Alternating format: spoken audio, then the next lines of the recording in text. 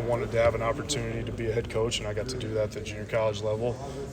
But as you kind of move through, those different spots, those different jobs, I hope that at some point I was going to get the opportunity to coach basketball at the highest level of Division One, and I never would have dreamed that it would have worked out to be at Iowa. So, I'm just really fortunate for the opportunity here, and I'm excited about it. Can you give us some insight on how Coach McCollum first kind of hired you? Was it at Drake or was it before that? It was at Drake. Okay. Yep.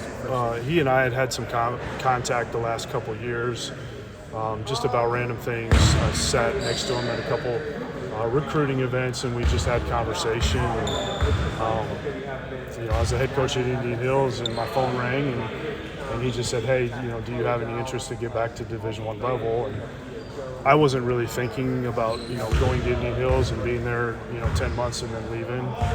That wasn't really in my plan. But I knew in my head there was a couple jobs like here in the state that I would leave for, and so the opportunity to work for him and then be at Drake, like those were two things that as my family and I talked about it, my wife and I talked about it and evaluated the situation. It was something I felt like we had to do.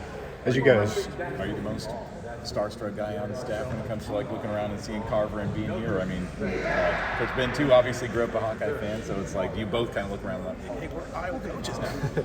Yeah, I think him and I know Iowa basketball from just being little guys growing up. I know in his press conference he talked about how he went to camp here, and I have memories of being at camp here too. So just from those experiences and the length of time that I've been associated or been around, been a Hawkeye fan, I think him and I probably both have that definitely. Yeah.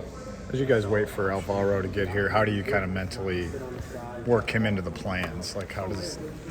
Yeah, that's a good question. I think for Alvaro, it's working from afar, watching him, trying to help him navigate maybe some situations that he goes through there, if he's playing well or not playing well, and how to handle those situations. I think we were able to give him some structure here, in the last 2 weeks that he was here with us before he did leave. And so it really helped us, I think, as we plan for him going forward on how, we're going to be able to best utilize him. So I think,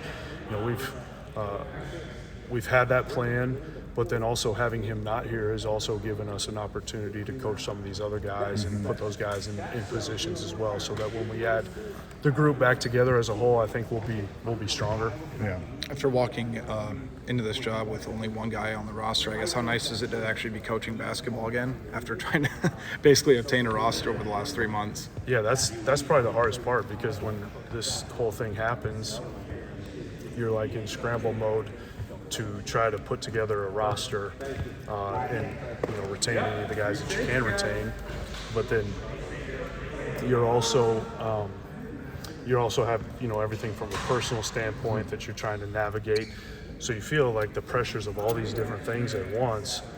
And then when you actually get to come in here for an hour a day or hour and a half a day or whatever it is and coach basketball, you're like, oh yeah, this is why we do this, and just being around the guys and interacting with the guys. We have guys that are great to hang out with and be around, so that's what makes it really enjoyable.